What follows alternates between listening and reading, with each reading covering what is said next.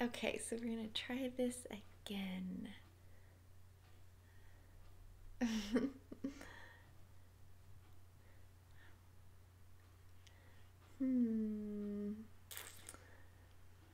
So I know it's early morning and my voice sounds like morning. I think perhaps YouTube is thinking it's morning because it's not working real well. Let's see. Okay, so it's only doing that. It's not recording again. So I am live. There we go. All right. So now I know I'm live. So good morning, everyone. I am Rebekah Jehovah from Teshuvah Ministries, and I just want to read to you this morning again. So I'm in our new location, and I can begin to pick up reading. And right now, let me get back to my other screen. There we go. So right now, it is almost Hanukkah.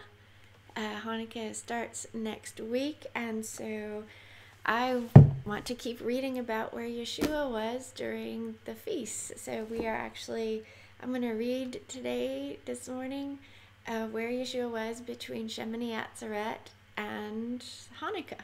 And then next week we'll read about where he was during Hanukkah, or we'll begin that process, because he's quite a few different places, or he's got a lot in here about where he was at Hanukkah. So again, just so you remember, I am reading from the chronological Gospels.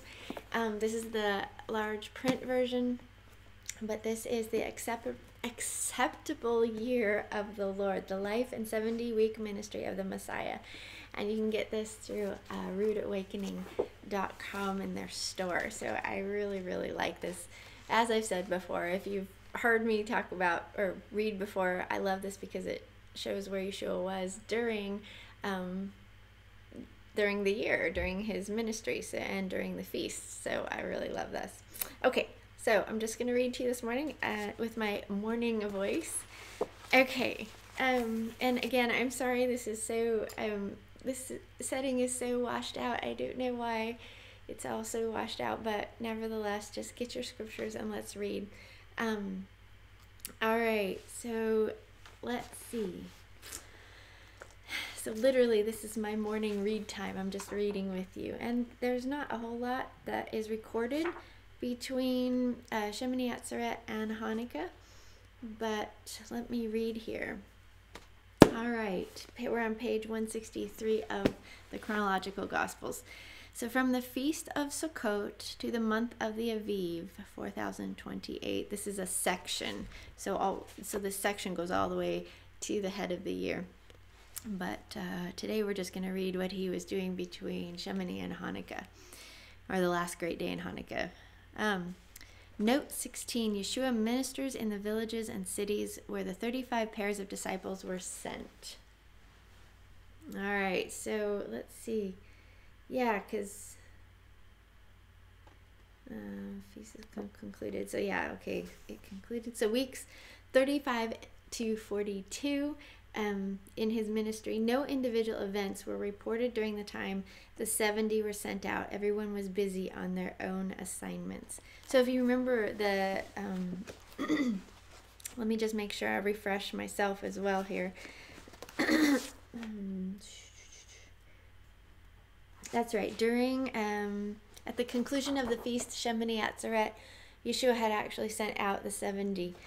Excuse me.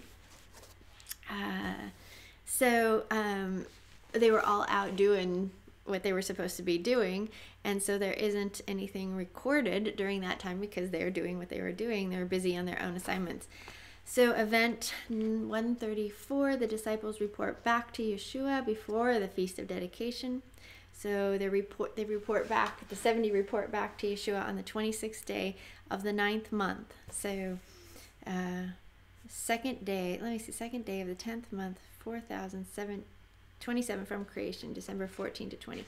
Let me see this for a second. 26th day.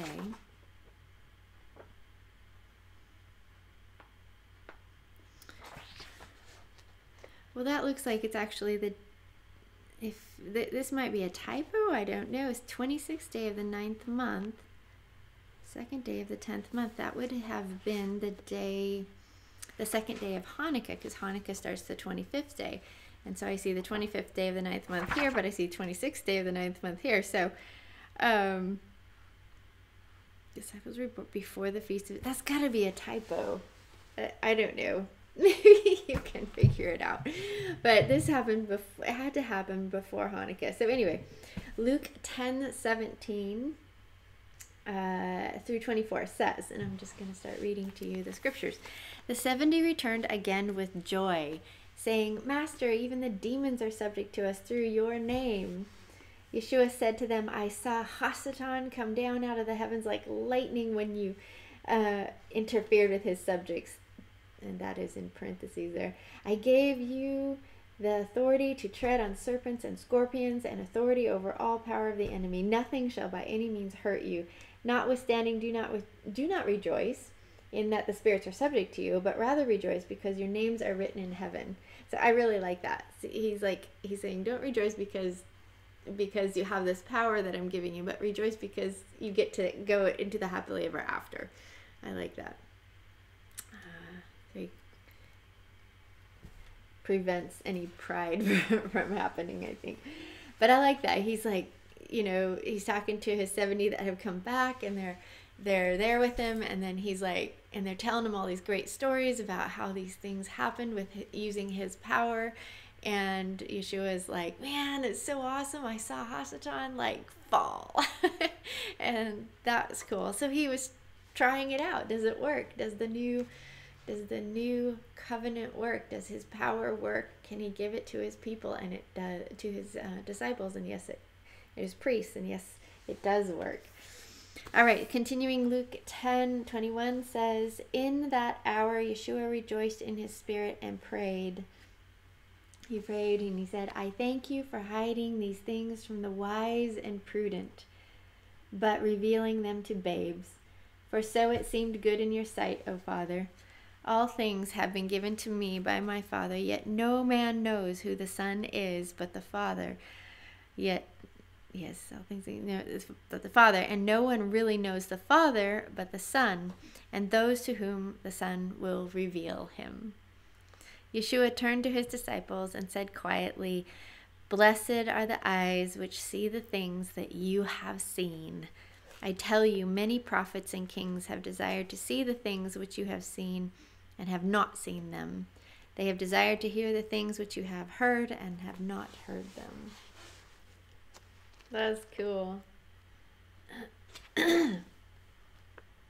Wow, so he's going to hide these things, these truths from the wise and the prudent. He's going to reveal them to babes. He's going to reveal the truth to babes. Seems good in his sight to do that. And all things have been given to Yeshua by the Father. That's neat. And then he says, like, no man knows the Son but the Father, and no one knows the Father like the Son except for the people that he wants to reveal who the Father is to. That's just super beautiful. Okay, I think there's one more. Oh, yes. One more thing happens between Shemini Atzeret and Hanukkah. It's event 135. A Torah scholar questions Yeshua.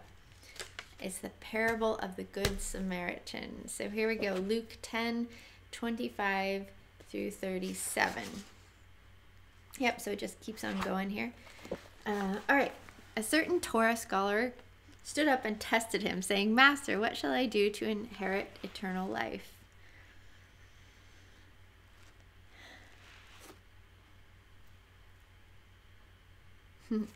Wonder if that was Shaul. I don't know. A certain Torah scholar stood up and tested him, saying, Master, what shall I do to have eternal life, to inherit eternal life? Man, we see that and it's like, okay, all of us should be going bing, bing, bing. Okay, what does he say? What does he say? What does he say? And then do that, because like our Rabbi Yeshua is going to answer that question, which isn't that the question on all our hearts? How do we get eternal life? How do we get to the happily ever after? That is the question, and he's going to answer it. So let's see what he says. All right. Yeshua replies, What is written in the Torah? Question mark. How do you read it? Question mark. He answered, so the Torah scholar who was asking Yeshua the question he answers, you shall love Yehovah your Elohim with all your heart, with all your soul, with all your strength, and with all your mind, and your neighbor as yourself. Yeshua replied, you have answered correctly. Do this, and you shall live for eternity. Oh, so there it is. There's what we need to do. I think the dogs heard me. Come here, buddy. Come here, buddy. You come sit with me? There's Buddy. Yeah, you want to sit with me? Okay, isn't that cool? So he says, he's like, what's written in the Torah? So look at the Torah. You want to have eternal life?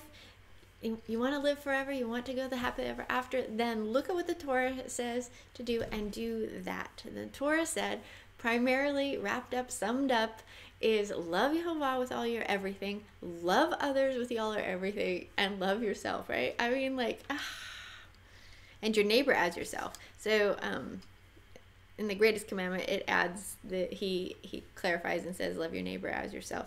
Wait, it's right here. It's morning. I'm tired. It's right here in the text. You shall love Yahovah your Elohim with all your heart and all your soul and with all your strength, all your everything, and with all your mind, and your neighbor as yourself. Yes, super cool. And you know, the Torah and the law, the covenant, it's all about how to love Yehovah, how to love your neighbor. You know, that's what's written out there. That's what's laid out for us. This is how Yehovah Elohim wants to be loved. It's shown, not just, oh, I love you with this sappy, yummy, kind of like, you know, sappy little I love you thing about this shallow, but I love you as in I would lay my life down for you. So what is it you ask of me to do? And that I will do, you know, and it's laid out for us in the Torah. What does he say to do? He says, you know, this is how you love me, and this is how you love others. Oh, hi, Kata. You gonna come join me too? Okay. Yeah, let's move that up there. Okay. They're gonna join me for the rest of this. Oh, you scared me. Okay. All right, so that's just amazing. You can camp out on that for a very long time. So, and remember, Yeshua is the prophet that Moses spoke of, right? That we must shema. So if Yeshua said the way to the happily ever after is by obeying the Torah, and then he is the prophet that Moses spoke of that we must obey, then that's what we got to do, right? So I don't know how anybody can go past this verse and not understand what he's saying. You know, the Torah describes what we're supposed to, how we love him and how we love others. So we don't decide for ourselves what love is. We look here and we see what love is. So he's saying love. So we say, well, what do you mean by love? Well, let's go back and look at what love means. Oh my goodness. It is so morning, isn't it? It's still dark outside. Okay. Here we go. But he, trying to justify himself, said to Yeshua, so the Torah scholar is trying to justify himself, and so he says to Yeshua, so who is my neighbor? Oh, look at that. Oh my gosh. So he actually, I have not read this until this morning, by the way. So, but just look at this. He's all of a sudden he's okay with loving Yehovah as Elohim, but he's not okay with loving his neighbor as himself. So Yeshua answers him. So he's going to justify and say, I don't really need to love my neighbor. What does that mean? But he, trying to justify himself, said to Yeshua, so who is my neighbor? Yeshua answered him, and then he's going to tell the parable of the Good Samaritan. So here we go.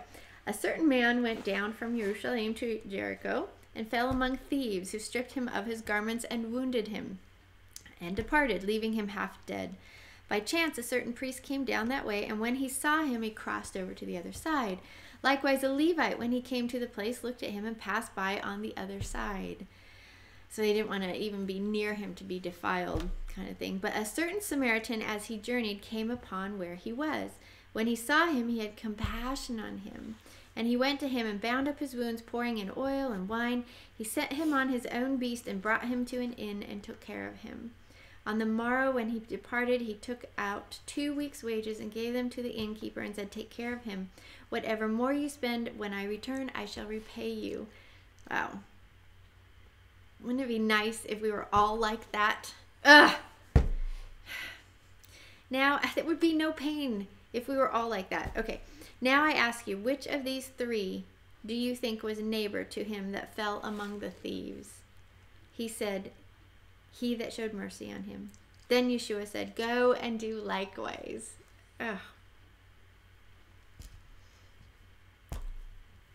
I just don't know. I mean, like, there's all kinds of things here about, who that Samaritan was in relationship to this, this Jew and all this other stuff in here. There's this is power packed, especially for the people at the time who understood the issues in the social structure and all that stuff.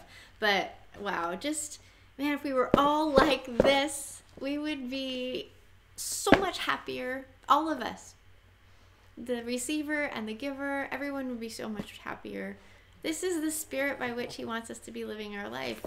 Unbelievable. This is beautiful. This is what he was talking about between Shemini Atzeret and Hanukkah. And I think actually, the more I think about it this morning, this is a precursor to what Hanukkah is all about, because Hanukkah is about cleansing your heart of idolatry. And what he's talking about right here is beautiful, because it's going into this idea of get your heart free from, or clean it up and let me live in it, let him live in it, let the spirit of love live in you, and what he wants to do through you. And he can't do that if your heart is, full of self-justification, full of pride, full of, self-preservation, just yada yada yada, you name it, idolatry, all this other stuff. He can't love through you if your heart is all bound up in all this other crap. So he's starting the process here of talking about getting your heart set free so that you can love like he loves, because loving according to how he's saying, and what Papa said, YHVH Elohim said in the Torah, what love is, that is how we get into the happily ever after. This is what we have to do, is love. And what does it look like? Well, in the Torah, it tells us what we do to love YHVH with all our everything, and then it tells us how to love others. And Yeshua is just repeating what YHVH says, but he's like putting it into words that people will understand in this culture that they're in right here, that he's speaking to. He's clarifying. It's beautiful.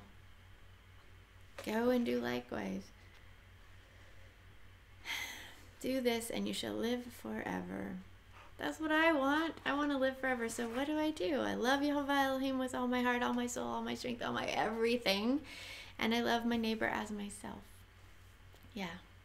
So something that, if you're not in a ministry per se, as in it's not like something that you're doing every single day, is taking care of other people. Well, unless you're a mom, then you're taking care of people all the time. But if that's not, if you're not out, in a homeless shelter or stuff all the time, I believe the way, if it approaches me, if it comes to me, if I happen upon it, like this story, I mean, this guy didn't go seek out somebody that needed his help. He stumbled across somebody that needed his help. It presented the situation presented itself to him, and he responded appropriately. So the Samaritan responded appropriately to somebody in front of him who had a need. So if you go around somebody who has a need, then you are disobeying the scriptures. You are saying you are not going to get the happily ever after if you do not stop and pay attention to the need that is right in front of you. So you seriously probably do not have to go looking for this, because there is enough pain and sorrow in this world that you will just go out your front door right there and you will see it. And unless you're hibernating in your home, and then you never get out to love people face to face, and that's probably an issue. So get out the door today. Just get out, go on, and if something comes your way, comes in front of you, then deal with it and love that other person like it was yourself, like it was Yeshua, okay? And then don't forget to love Yehovah. That was the first commandment. First commandment is to love Yehovah, your Elohim, with all your heart, all your soul, all your mind, your strength. And how do you do that? You go back to the Torah and you look. Go ahead and look. Exodus 19 through 24. Read it, and it will tell you exactly how he wants to be loved. All right? And then do it. And then do it. It's not a matter of just knowing it. Not just head knowledge, people. It is heart knowledge. You must do it. Okay? All right. So there's my first, in my new location here. There's my first little reading again. So we'll continue to read about where Yeshua was during the Festival of Lights, the Feast of Dedication, aka Hanukkah. We'll read about that in another time. Maybe later this week I'll get on and do it again with my morning voice. So I think that's all. I mean, that's pretty cool. That's a lot to sit with today. Don't you think? I think so. All right. Have a good day. Shalom. Oops. Hey, Kata. Where's Buddy? Hi, Buddy. You want to come say goodbye? Come here, Buddy. Come here. Come here, Buddy. Oh, Buddy has a ball.